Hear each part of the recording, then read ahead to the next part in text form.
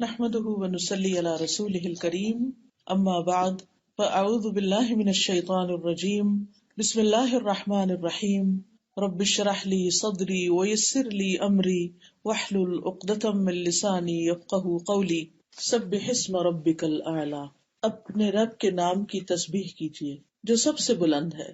الذی خلق فسوی، وہ جس نے پیدا کیا پھر درست بنایا. والذی قدر فہدی، اور وہ جس نے اندازہ ٹھہرایا پھر ہدایت بخشی. والذی اخرج المرعى، وہ جس نے چارہ اگایا. فجعلہ غثاء احوى، پھر اس نے اسے سیاہ کوڑا کرکٹ کر دیا. سنقرئک فلا تنسى، ہم ضرور آپ کو پڑھائیں گے پھر آپ نہیں بھولیں گے. الا ما شاء اللہ، مگر جو اللہ چاہے. انہ یعلم الجہر وما یخفی، یقیناً وہ کھلی بات کو بھی جانتا ہے اور اس بات کو بھی جو چھپی ہوئی ہے. فذکر ان نفعت الذکریٰ، تو آپ نصیحت کیجئے اگر نصیحت کرنا فائدہ دے. سیذکر من یخشی، ان قریب نصیحت حاصل کر لے گا جو ڈرتا ہے. ویتجنبها الاشقی، اور اس سے علیحدہ رہے گا جو سب سے بڑا بد نصیب ہے. الذی یصلی النار الکبریٰ، وہ جو بہت بڑی آگ میں داخل ہوگا. ثم لا یموت فیہا ولا یحییٰ، پھر وہ نہ اس میں مرے گا نہ زندہ رہے گا. قد افلح من تزکی، بے شک وہ کامیاب ہو گیا جو پاک ہوا. وذکر اسم ربہ فصلی، پھر اس نے اپنے رب کا نام یاد کیا پھر نماز پڑھی. بل تؤثرون الحیاۃ الدنیا، بلکہ تم دنیا کی زندگی کو ترجیح دیتے ہو. والآخرۃ خیر وابقی، حالانکہ آخرت کہیں بہتر اور زیادہ باقی رہنے والی ہے.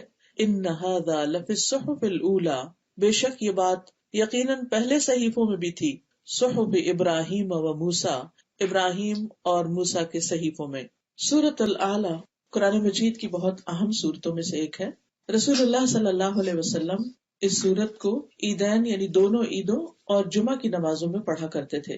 اور اگر عید اور جمعہ ایک دن میں جمع ہو جاتے، جیسے صبح عید کی نماز ہے دوپہر کو جمعہ کی، تو بھی آپ ان دونوں سورتوں کو ہی نماز میں پڑھتے، یعنی سورۃ الاعلی اور سورۃ الغاشیہ.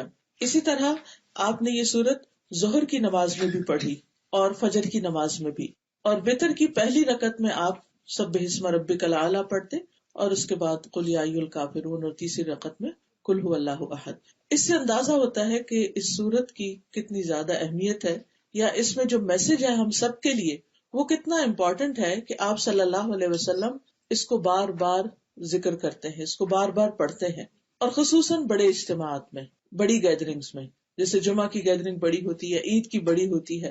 تو اسی طرح آپ صلی اللہ علیہ وسلم اس کے ساتھ سورۃ الغاشیہ جس میں آخرت کا بہت ذکر ہے اس کا ریمائنڈر دیا کرتے تھے. بار بار پڑھنے کا مطلب یہ ہے کہ انسان ان باتوں کو ہمیشہ یاد رکھے کہ انسان کی نیچر میں بھولنا، ایک چیز ایک وقت میں سوچتا ہے، پڑھتا ہے، جانتا ہے، سنتا ہے، اس کے دل پر اس کا اثر ہوتا ہے، پھر آہستہ آہستہ وہ کسی دوسری جگہ پر ہوتا ہے تو وہ پچھلی بات کا اثر ختم ہو جاتا ہے. چاہے وہ بات کتنی ہی زیادہ ہمارے دل کو لگی ہو، چاہے غم ہو، صدمہ ہو، دکھ ہو، کوئی ہرٹ ہو، تکلیف ہو یا خوشی ہو، ہر بات شروع میں بہت زیادہ انسان کو محسوس ہوتی ہے اور پھر آہستہ آہستہ انسان اس کو بھولنے لگتا ہے. اور اس میں بھی اللہ کی ایک رحمت ہے کہ اگر انسان ہر بات ہر وقت اس شدت کے ساتھ یاد رکھے تو جینا مشکل ہو جائے.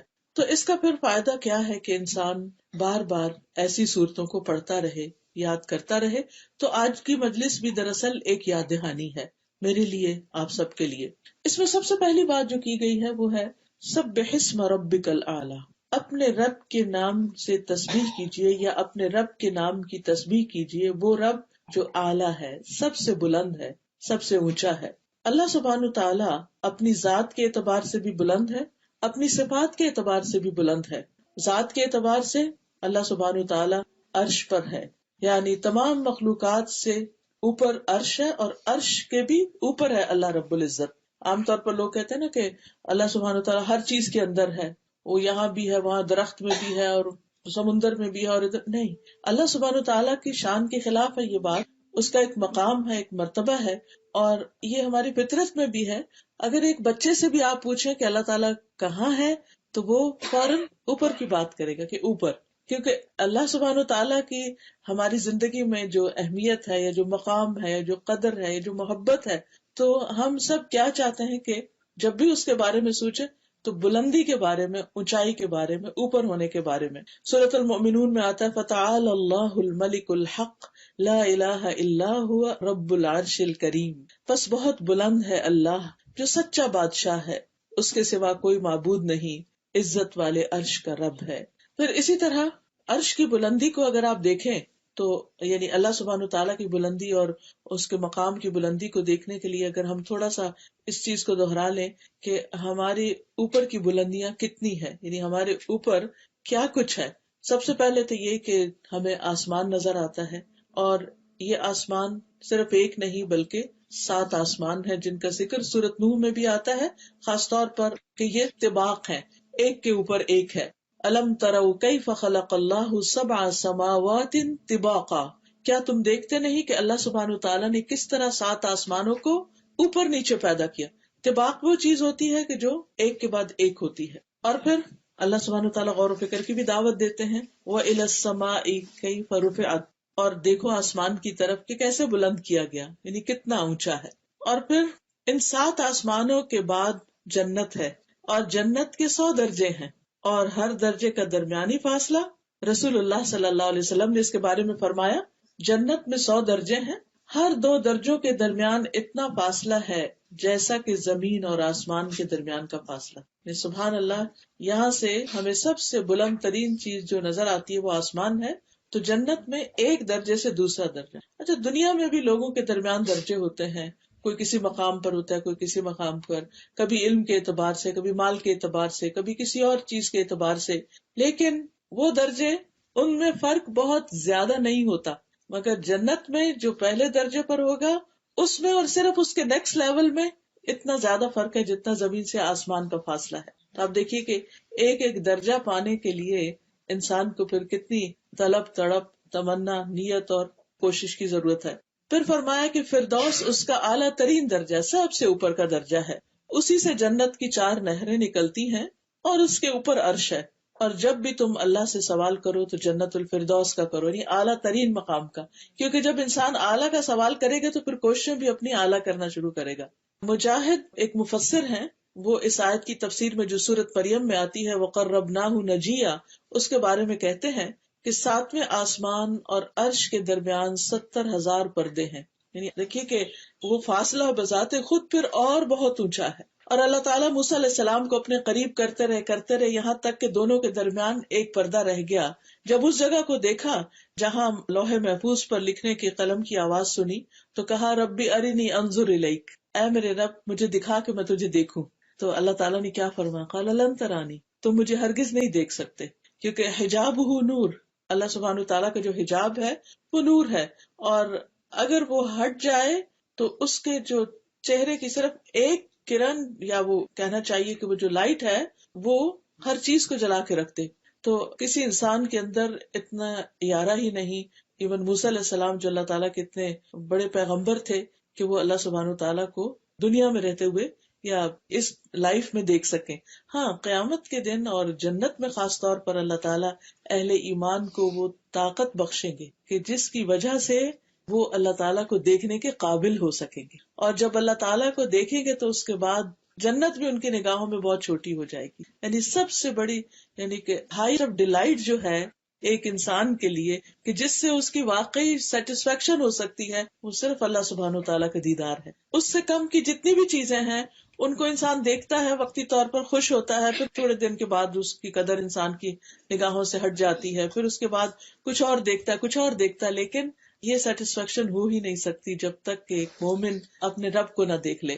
پھر یہ بھی ہمیں معلوم ہے کہ 7ویں آسمان پر بیت المعمور بھی ہے، جس میں ہر روز 70,000 فرشتے طواف کرتے ہیں، اور جس نے ایک بار طواف کر لیا اس کی باری قیامت تک نہیں آئے گی۔ رسول اللہ صلی اللہ علیہ وسلم نے فرمایا، یہ صحیح بخاری کی روایت ہے کہ میرے لیے بیت المعمور کھول دیا گیا۔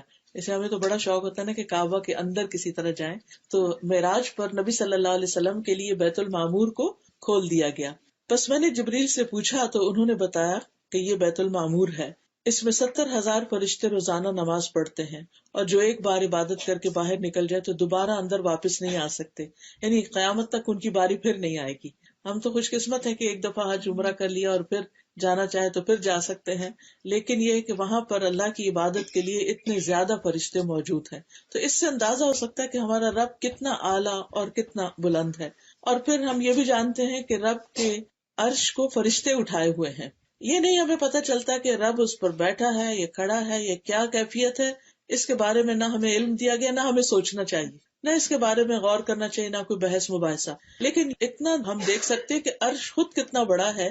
نبی صلی اللہ علیہ وسلم نے فرمایا کہ مجھے اس بات کی اجازت دی گئی کہ میں اللہ کا عرش اٹھانے والے فرشتوں میں سے کسی فرشتے کے بارے میں بیان کروں کہ وہ کتنا بڑا ہے، تو اس کے کانوں کی لو جو ہے، یعنی کان کا جو نچلا حصہ ہے، اس سے کندھے تک، شولڈر تک، اس کا درمیانی فاصلہ 700 سال کی مسافت پر ہے۔ ایک فرشتے کی صرف یعنی گردن ہی سمجھے اس کو، یعنی تو گردن اگر اتنی اونچی ہے تو وہ خود کتنا اونچا ہوگا، اور پھر وہ عرش کو اٹھائے ہوئے ہیں، تو اس سے اندازہ لگائیے کہ ساتویں آسمان کے اوپر کتنی زیادہ اور بلندی ہے کہ جس کے بعد عرش آتا ہے، اور اس عرش کو پھر یہ فرشتہ جو اٹھاتا ہے وہ خود کتنا بڑا ہے۔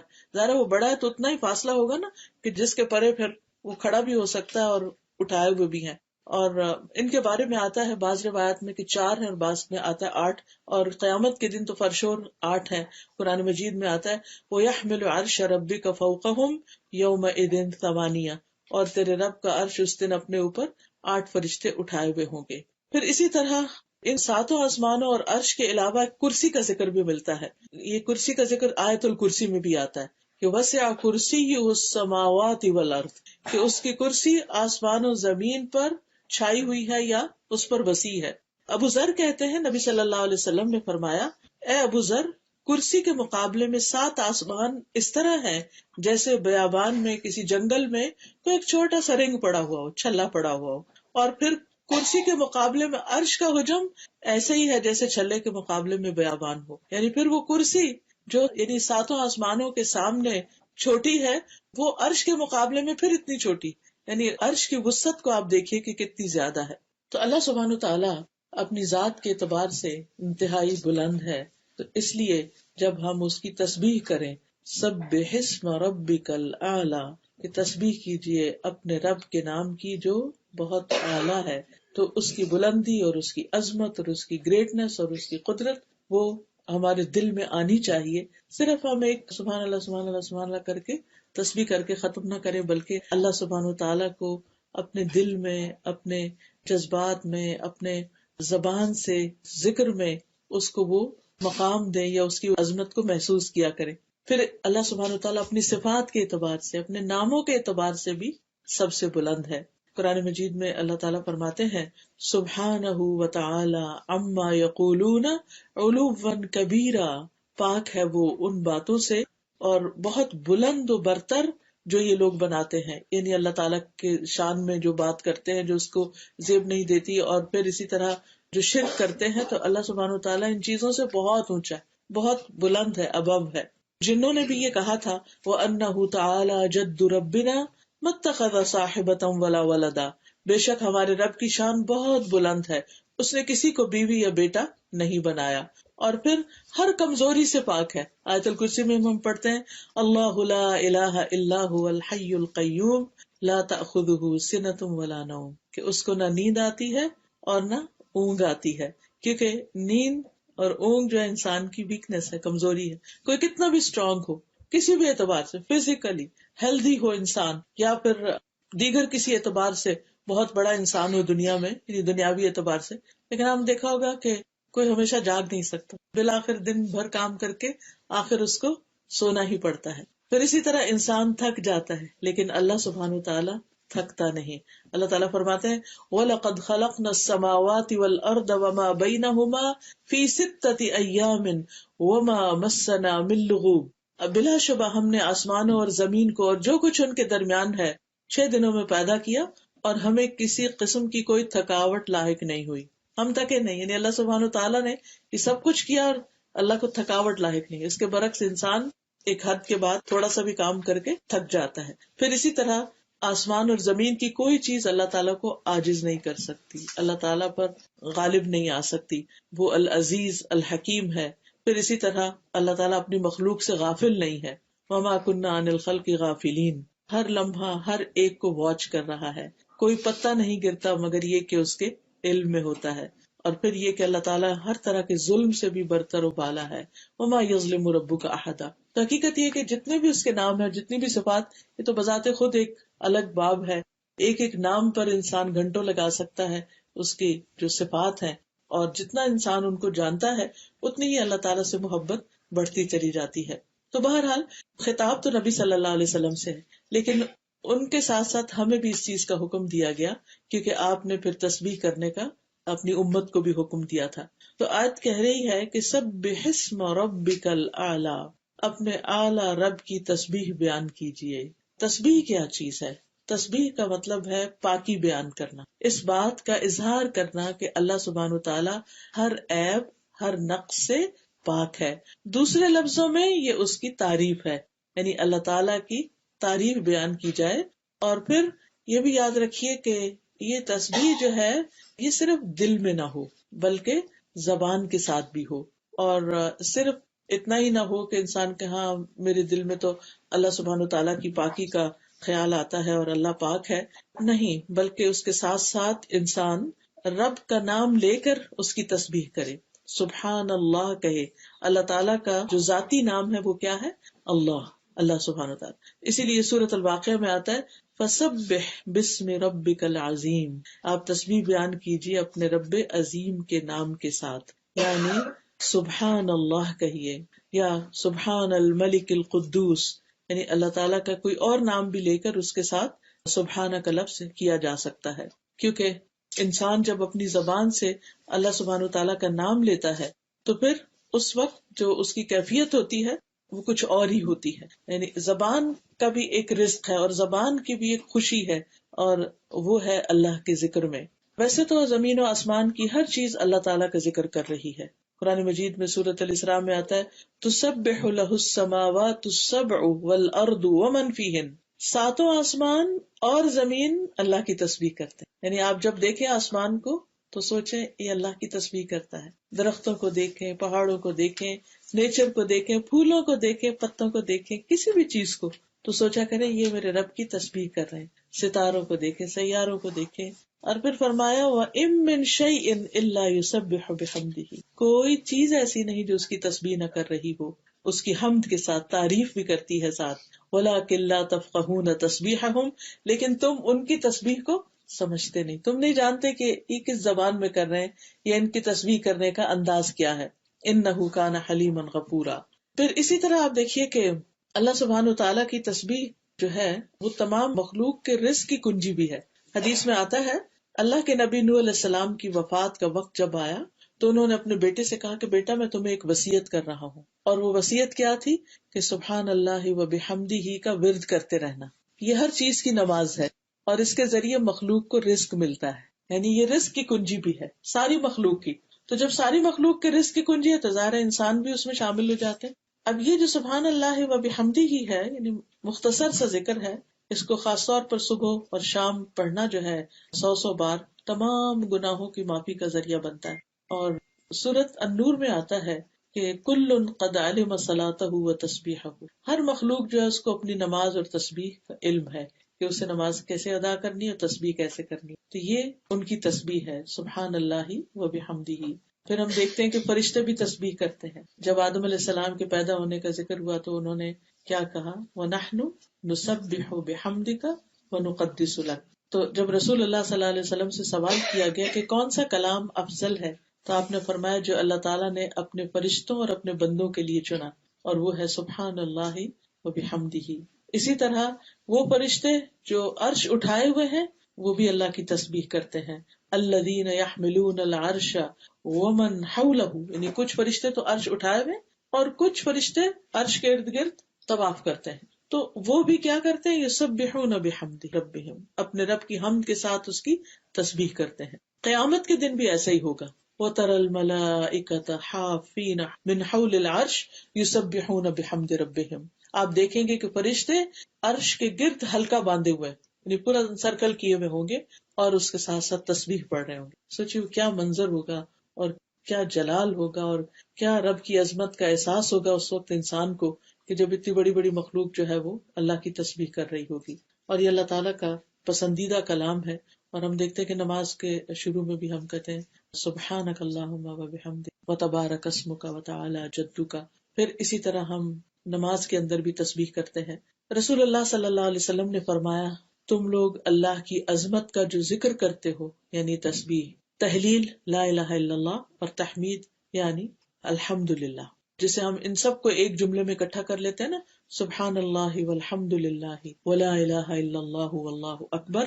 فرمائے کہ تمہارے یہ کلمات عرش کے گرد چکر لگاتے ہیں. یعنی جب بندہ ان کلمات سے ذکر کرتا ہے تو یہ کلمات اوپر اٹھتے ہیں. قرآن مجید میں اس کا ذکر آتا ہے کہ والکلم الطیب یرفعہ، پاکیزہ کلمات جو ہے انسان کے اعمال کو بھی اوپر لے جاتے ہیں اور انسان جو ہے وہ اللہ کا ذکر بھی کرتا ہے اور وہ بھی اوپر جاتے ہیں. فرمایا ان کلمات کی ایسی بنبناہٹ ہوتی ہے جیسے شہد کی مکھیوں کی بنبناہٹ.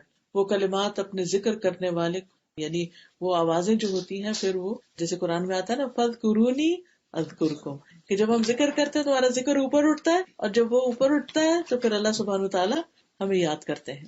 فرمایا کیا تم میں سے کوئی نہیں چاہتا کہ اس کے لیے کوئی ایسا ہو یا ہمیشہ اس کی یاد دلائی جاتی رہے. یعنی تم یہ نہیں چاہتے کہ تمہاری یاد ہر وقت دلائی جاتی رہے، اللہ کے ہاں تمہارا ذکر ہوتا رہے. تو وہ اسی صورت میں ہو سکتا ہے جب انسان ہر وقت تسبیح پڑھتا رہے. یعنی کام کاج کے دوران اٹھتے بیٹھتے چلتے پھرتے کچھ مشکل نہیں، جیسے حدیث میں آتا ہے کلمتان حبیبتان الی الرحمن خفیفتان علی اللسان ثقیلتان فی المیزان سبحان اللہ و بحمدہ سبحان اللہ العظیم. یہ پورا بھی پڑھ سکتے ہیں، اس کو آدھا بھی پڑھ سکتے ہیں کہ دو کلمے جو اللہ کے یہاں بڑے ہی محبوب ہیں، میزان میں بہت بھاری ہیں، زبان پہ بہت ہلکے ہیں، اور وہ سبحان اللہ و بحمدہ سبحان اللہ العظیم.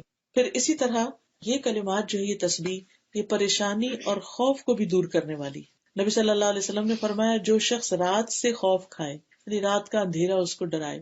بعض لوگ اکیلے رہتے ہیں، جو رات ہوتی ہے جیسے موسم آتا ہے سن لائٹ کم ہو جاتی، دن بہت چھوٹے ہوتے ہیں تو عجیب طرح کا ڈپریشن بعض لوگوں کو ہونے لگتا ہے، یہ گھبراہٹ ہونے لگتی.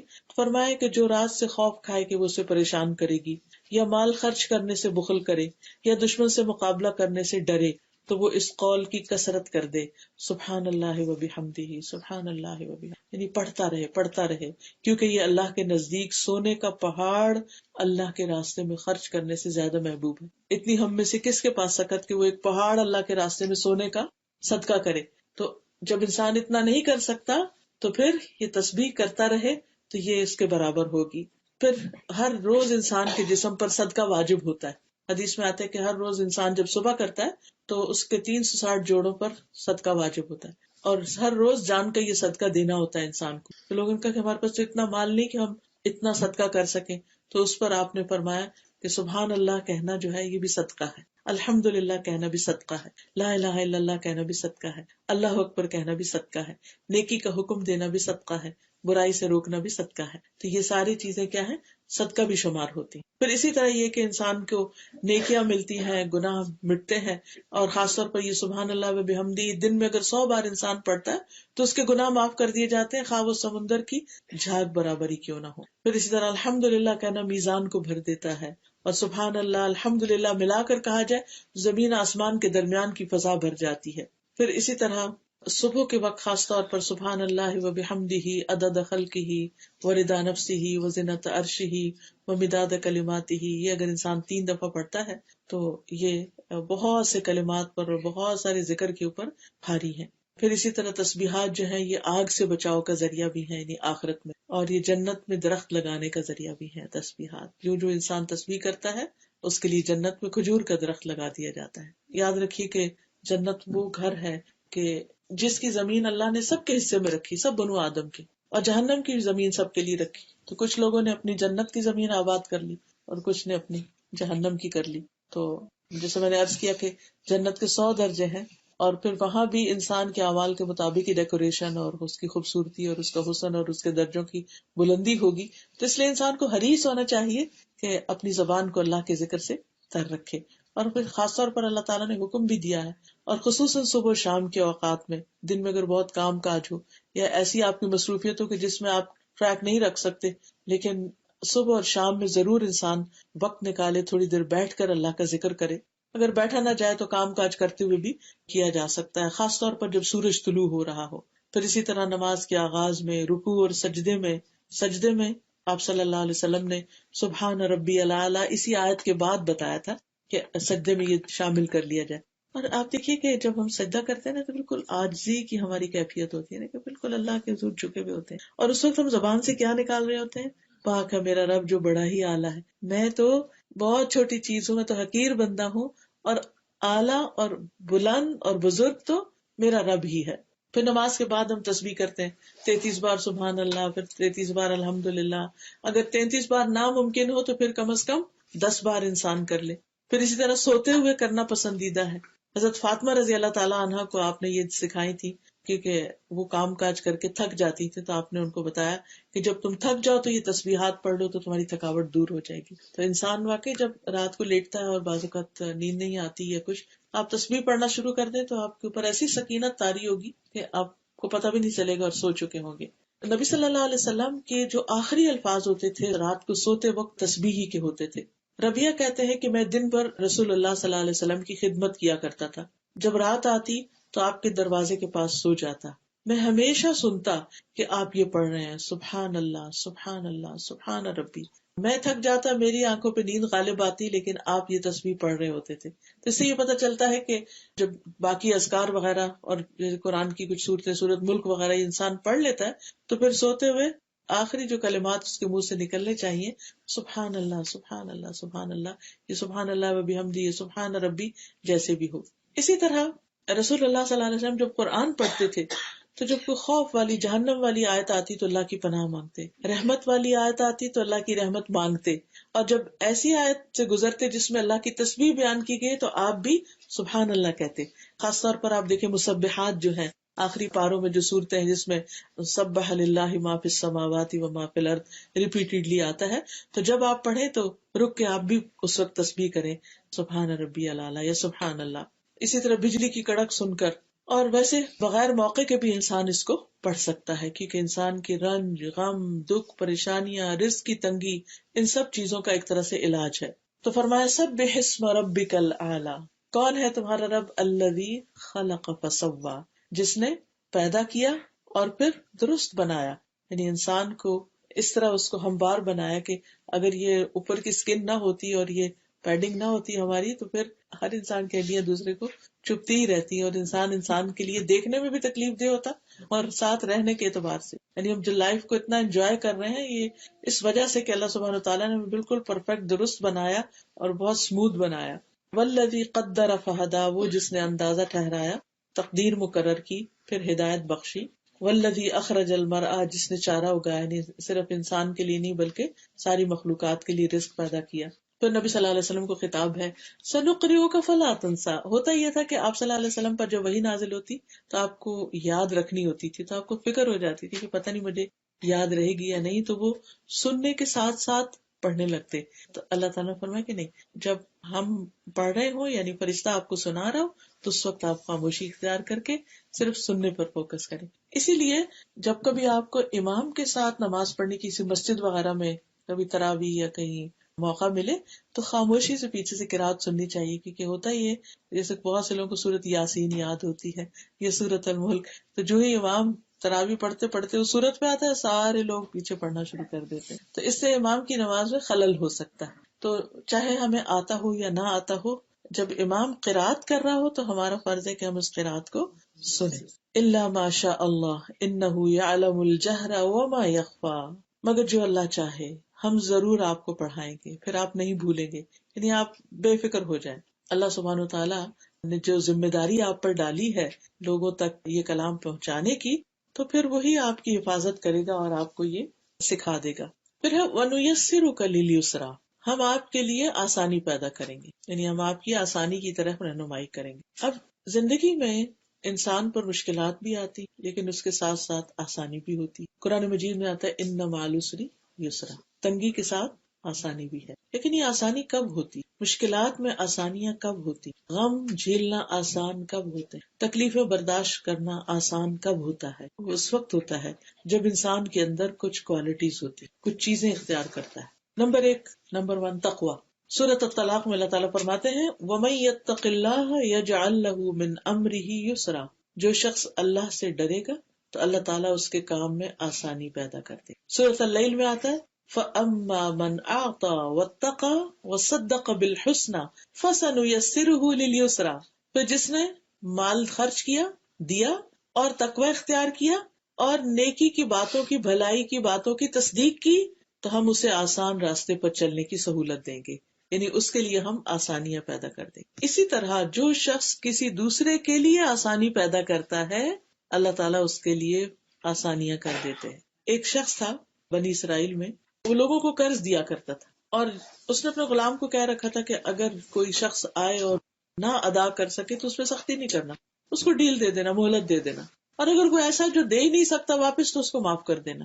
تو اس کے اس طرز عمل، اس اخلاق کی وجہ سے اللہ سبحانہ تعالیٰ نے اس کو بخش دیا، اس کے لیے آسانی فرما دی. اور ویسے بھی حدیث ہے، نبی صلی اللہ علیہ وسلم نے فرمایا جس نے کسی مومن سے دنیا کی تکلیفوں میں سے کسی تکلیف کو دور کیا، اللہ تعالیٰ اس سے قیامت کے دن کی تکلیفوں میں سے کسی تکلیف کو دور کر دے گا. اس اعتبار سے میں دیکھتی ہوں کہ ڈاکٹرز کا پیشہ جو ہے یہ بہت ہی اجر و ثواب والا ہے اور بہت اس اعتبار سے فائدے والا ہے کہ وہ دوسروں کے دکھ درد دور کرنے کا ذریعہ بنتے ہیں. اس میں محنت ہوتی ہے، مشقت ہوتی ہے، اور بعض اوقات اس محنت کی وجہ سے اور اس تکلیف اور اپنے آپ کو تکانے کی وجہ سے پریشان بھی ہو جاتا ہے. لیکن اگر انسان اپنی نیت یہ رکھے اپنے کام پر جاتے ہوئے کہ میں جا رہا ہوں تاکہ اللہ میرے ذریعے لوگوں کے دکھ درد دور کرے، تو انشاءاللہ اللہ سبحانہ تعالیٰ اس نیت کی وجہ سے، ٹھیک ہے وہ اس کی جاب ہے، وہ اس کا کام ہے، لیکن نیت کے بغیر ہے، اس میں بھی فائدہ ہے. اور وہ فائدہ کیا ہے؟ دنیا کا فائدہ. لیکن جب انسان اس نیت سے جاتا ہے کہ میں دوسروں کا دکھ دور کروں تو آپ دیکھیے کہ اس کے کام کی کوالٹی بھی بڑھ جائے گی. وہ کام کر کے چاہے وہ تھکا ہو، اس کے اندر ایک خوشی کا بھی احساس ہوگا کہ میں نے کسی کا دکھ دور کیا، اور پھر اجر ہی اجر ہے، اور اللہ سبحانہ تعالیٰ اس کے بدلے اس انسان کے دکھ دور کرے گا. اور پھر جس نے کسی تنگ دست پہ آسانی کی، اللہ اس پر دنیا اور آخرت میں آسانی کرے گا. اور یہ تنگی بعض اوقات ایسا بھی ہوتا ہے نا کہ جیسے کوئی ہمارے ساتھ بیٹھا ہے تو وہ بےچارا صحیح سے بیٹھ نہیں پا رہا، ہم تھوڑا سا سمٹ جائیں، ہم تھوڑی سی جگہ بنا دیں اس کے لیے. کوئی بزرگ ہے اپنی چیز اٹھا نہیں سکتا، اس کی چیز اٹھا لیں. کوئی کسی طرح، بعض لوگ خود کھا نہیں سکتے، آپ بزرگ ہو جاتے ہیں ان کو فیڈ کر رہے ہیں، بچوں کی آپ مدد کر رہے ہیں، کسی بھی اعتبار سے. تو اپنے گھر کے کام کاج میں بھی اگر آپ لگے ہوئے ہیں تو ان کو خوشی سے کیجئے کہ میں ان کی تکلیف دور کر رہی ہوں، اللہ تعالیٰ میری تکلیف کو دور کرے گا. اور جس نے کسی مسلمان کی پردہ پوشی کی، اللہ تعالیٰ اس کی دنیا اور آخرت میں پردہ پوشی کرے گا. اللہ تعالیٰ اس وقت تک بندے کی مدد میں ہوتے ہیں جب تک بندہ اپنے بھائی کی مدد میں لگا ہوا ہوتا ہے. جو کسی کی مدد کرتا رہتا ہے اللہ تعالیٰ کی طرف سے اس کے لیے مدد آتی ہے. اور پھر انسان کو دعا بھی کرنی چاہیے آسانیوں کے لیے. جیسے موسیٰ علیہ السلام پر جب نبوت کا بار ڈالا گیا تو انہوں نے کیا کہا؟ قال رب اشرح لی صدری ویسر لی امری، اللہ میرا سینہ کھول دے اور میرا کام آسان کر دے. اور یہ سینہ کھولنے کا مطلب صرف یہ نہیں ہوتا کہ ہمارا حافظہ اچھا ہو جائے، اس کا مطلب یہ ہوتا ہے کہ ہمارا دل بڑا ہو جائے، یعنی یہ جو دل کی گھٹن اور تنگی اور بخل، یہ چیزیں ختم ہو جائیں. تو وہ جب دل کھلتا ہے نا اور دل میں وسعت آتی ہے تو انسان لوگوں کی بڑی بڑی باتوں کو معاف کر دیتا ہے، انسان دوسروں کی جگہ اپنے آپ کو رکھ کے دیکھتا ہے، انسان کی سوچ میں بھی وسعت آتی ہے اور چھوٹی چھوٹی چیزیں اس کو پریشان نہیں کرتی. تو یہ دعا صرف اس وقت نہیں پڑھنی چاہیے جب ہم کو لیکچر دے رہے ہوں یا ہم صرف کوئی کتاب پڑھ رہے ہوں یا کوئی ایگزام ہو یا بچوں کو بتائیں، بلکہ عام زندگی میں بھی اس کو پڑھنا چاہیے کہ اللہ تعالیٰ میرا سینہ وسیع کر دے. یعنی جب دل بڑا ہوتا ہے نا تو انسان دوسروں کے دکھ درد بھی سن لیتا ہے، ان کے ساتھ ہمدردی بھی کر لیتا ہے، اور ان کی بہت سی زیادتیوں کو بھی، وہ اتنا بڑا ہے کہ بس پھینکتے جاؤ، اندر پھینکتے جاؤ جیسے کوئی چیز گم ہو جائے، نظر ہی نہ آئے. تو ایسا شخص اپنے دل پہ کوئی چیز ایسی نہیں رکھتا کہ جو اس کے لیے یا دوسروں کے لیے پھر تکلیف کا باعث ہو. پھر وَسَنُيَسِّرُكَ لِلْيُسْرَىٰ فَذَكِّرْ إِن نَّفَعَتِ الذِّكْرَىٰ سَيَذَّكَّرُ مَن يَخْشَىٰ وَيَتَجَنَّبُهَا الْأَشْقَىٰ. آپ نصیحت کیجیے اگر نصیحت فائدہ دے. نبی صلی اللہ علیہ وسلم کو خطاب ہے کہ اگر لوگ سننا چاہیں، قبول کریں تو آپ ان کو بتائیے، کیونکہ سورۃ الذاریات میں آتا ہے وَذَكِّرْ فَإِنَّ الذِّكْرَىٰ تَنفَعُ الْمُؤْمِنِينَ. آپ نصیحت کرتے رہیے کیونکہ نصیحت مومنوں کو فائدہ دیتی ہے. اور آپ نے دیکھا ہوگا کہ بعض اوقات ہم جیسے اپنے ہی بچوں کو کوئی بات کہتے ہیں تو اس وقت وہ لگتا ہے انہوں نے سنی نہیں یا وہ سننا نہیں چاہ رہے، لیکن اگر ہم نہ کہیں ان کو تو اس کو بھی وہ مس کرتے ہیں اور اس کا ہمیں اندازہ نہیں ہوتا. ایک دفعہ ایسے میں نے غصے میں آ کے اپنے بیٹے سے کہا کہ اب میں اس کے بعد تمہیں نہیں کہوں گی، تو اس نے کہا نہیں نہیں آپ مجھے کہتی رہیں گی، کیپ ٹیلنگ می. تو اس سے مجھے احساس ہوا کہ ہاں ہمیں فیڈ اپ نہیں ہونا چاہیے، چاہے لینے والا بہت ریسپٹیو نہ بھی ہو یا توجہ نہ کرے یا ہوں کر کے لگے جیسے سنا کچھ نہیں. تو آپ نے دیکھو کہ ہم سب کے ساتھ بھی ایسا ہے نا کہ جب ہم چھوٹے تھے تو ہمارے ماں باپ ہمیں کئی باتیں کہتے تھے جو ہمیں سمجھ نہیں آتی تھی، اور اس وقت ان کا فائدہ نہیں ہوا یا ہم نے اٹھایا نہیں ان باتوں سے، لیکن بڑے ہو کے پھر ہمیں یاد فلاں موقع پر مجھے یہ نصیحت کی گئی تھی، فلاں موقع پر یہ بات کہی گئی تھی. تو وہ زندگی میں کہیں نہ کہیں کسی نہ کسی موقع پر فائدہ دیتی ہے. تو اس لیے اگر آپ کے پاس کوئی بھی اچھی بات ہے کسی کو بتانے کے لیے تو اس کو بتاتے رہیے. ہو سکتا ہے اس وقت وہ شخص ویلیو نہ کرے لیکن بعد میں اس کو سمجھ آ جائے. رسول اللہ صلی اللہ علیہ وسلم نے فرمایا مومن اس حال میں پیدا کیا گیا ہے کہ وہ آزمائش میں مبتلا ہونے والا، توبہ کرنے والا، بھولنے والا ہوتا ہے، لیکن جب اسے نصیحت کی جاتی ہے تو قبول کر لیتا ہے، مان جاتا ہے. پھر اسی طرح نبی صلی اللہ علیہ وسلم کو یہ بھی حکم دیا گیا تھا فَذَكِّرْ بِالْقُرْآنِ مَن يَخَافُ وَعِيدِ، قرآن کے ساتھ اس شخص کو نصیحت کیجیے جو میرے عذاب سے ڈرتا ہو. نصیحت کس کو فائدہ نہیں دیتی؟ عموماً اس کو جس کا دل غافل ہو یا جو اس سے منہ موڑ جائے یا جو اس کا انکار کرے. عبداللہ بن مسعود کہتے ہیں کہ رسول اللہ صلی اللہ علیہ وسلم نے فرمایا اللہ تعالیٰ کو سب سے زیادہ ناپسندیدہ بات یہ لگتی ہے کہ ایک آدمی دوسرے سے کہے کہ اللہ سے ڈرو اور وہ آگے سے جواب دے کہ تم اپنی فکر کرو. یہ جملہ جو ہے اللہ تعالیٰ کو سخت ناپسند ہے. کبھی ہمیں غصہ آ جاتا ہے نا کہ کوئی ہمیں کچھ کہہ رہا ہو تو ہم کہتے ہیں بس ٹھیک ہے، مائنڈ یور اون بزنس، ہمیں زیادہ باتیں کرنے کی ضرورت نہیں. تو یہ بات اللہ تعالیٰ کو پسند نہیں. چاہے ہمیں اس وقت نہ بھی اچھے اریٹیٹ ہی ہو رہے ہو کسی کی باتوں سے، لیکن صبر کر جانا چاہیے، کیونکہ کچھ چیزیں ایسی ہیں جن کو قبول نہ کرنے کا نتیجہ بہت ہولناک اور خطرناک، جیسے رسولوں کی باتیں، ایمان لانے کی بات، یا جو بنیادی فرائض کی ادائیگی کی بات ہے. فرمایا کہ جو بدبخت ہوگا وہ منہ موڑ جائے گا اور وہ پھر بہت بڑی آگ میں جا پڑے گا. یعنی اشارہ ہے جہنم کی آگ کی طرف جس کا ایندھن انسان اور پتھر ہوں گے. ایک حدیث سے صرف اندازہ لگائیے کہ وہ کتنی ہولناک آگ ہے. نبی صلی اللہ علیہ وسلم نے فرمایا کہ اگر اس مسجد میں 1,00,000 یا زیادہ افراد بیٹھے ہوئے ہوں اور ان میں ایک جہنمی آدمی ہو اور وہ سانس لے لے اور اس کی سانس سب تک پہنچے تو اس سانس کے اثر سے مسجد لوگوں سمیت جل جائے. صرف سانس اتنا گرم ہوگا جہنم میں جانے والے کا. اللہ تعالیٰ ہم سب کو محفوظ رکھے، بچا کے رکھے، کہ جو صرف سانس سب لوگوں کو جلا کے رکھ دے گا. اور پھر آپ دیکھیے کہ وہ آگ اوپر بھی اور نیچے بھی اور آگے بھی اور پیچھے بھی اور دائیں بھی اور بائیں بھی، ہر طرف. اور جب وہ ہلکی ہونے لگے گی تو اس کو اور زیادہ بڑھکا دیا جائے گا. کلما خبت زدناہم سعیرا. اور پھر وہاں موت نہیں آئے گی. دنیا میں تو یہ ہوتا ہے نا، جب کوئی تکلیف حد سے بڑھ جاتی ہے تو انسان کے اندر برداشت کی قوت نہیں رہتی، وہ ختم ہو جاتا ہے. لیکن وہاں پر برداشت کی قوت بھی اتنی دے دی جائے گی اور انسان نہ مرے گا اس میں اور نہ جیے گا. کھال پہ کھال بدلی جائے گی تاکہ لوگ عذاب کا مزہ چکھتے رہیں. اللہ تعالیٰ ہم سب کو اس سے محفوظ رکھے. اس سے بچنے کے طریقے کیا ہیں اب سورت کے آخر میں وہ بتائے گئے. فرمایا قد افلح من تزکا وذکر اسم ربہ وصلی. یقیناً کامیاب ہو گیا وہ جس نے تزکیہ کیا، جس نے پاکیزگی اختیار کی، وذکر اسم ربہ اور اپنے رب کا نام ذکر کیا، وصلی پھر نماز پڑھی. تو 3 کام بتائے گئے. نمبر 1 تزکیہ، نمبر 2 ذکر اور نمبر 3 نماز. یہ 3 چیزیں ہمیں اپنی زندگی میں لازم پکڑ لینی چاہیے اللہ کے ہاں کامیاب ہونے کے لیے. سب سے پہلی چیز جو ہے وہ تزکیہ. عربی زبان میں تزکیہ کہتے ہیں. تزکیہ کے اندر 2 چیزیں، ایک ہے تخلیہ اور ایک ہے تحلیہ. تخلیہ کا مطلب ہوتا ہے کہ کسی چیز کو خالی کرنا، صاف کرنا. جیسے مثال کے طور پر جب آپ اپنے برتن ڈش واشر میں ڈالنے لگتے ہیں تو پہلے کیا کرتے ہیں؟ خالی کرتے ہیں، ان کو رنس کرتے ہیں اور پھر اس کو اندر رکھتے ہیں. تو پھر اس میں آپ سوپ وغیرہ ڈالتے ہیں جو بھی، اور وہ پھر اس کو دھوتا ہے اور وہ چمکا دیتے ہیں، صاف ستھرے ہو جاتے ہیں. تو یہی تزکیہ کا عمل ہے کہ انسان اپنے نفس کا تزکیہ 2 طریقوں سے کرے. نمبر 1 کہ اس کے اندر جو بھی کوئی ال فیلنگز ہیں کسی کے لیے، یا شیطانی وسوسے ہیں، یا اللہ کے بارے میں ایمان یا توکل میں کمی ہے، تو ان چیزوں کو باہر نکالے، اس شک کو اور شہوات اور شبہات اور خواہشات کو. اور پھر دوسرا یہ کہ اس کے اندر اپنے دل کو مزین کرے، دل کو خوبصورت بنائے، بیوٹیفائی کرے. اور وہ ہوتا ہے ایمان سے، تقوی سے، اللہ کے توکل سے، اللہ پر توکل کرنے سے. یعنی وہ چیزیں جو اللہ تعالیٰ کو ہم سے چاہیے وہ ہم اپنے دل میں رکھیں، اور اس کی روشنی ایسی ہو کہ کوئی بھی شیطان کا وسوسہ آئے تو وہ اس کو ختم کر کے رکھتے.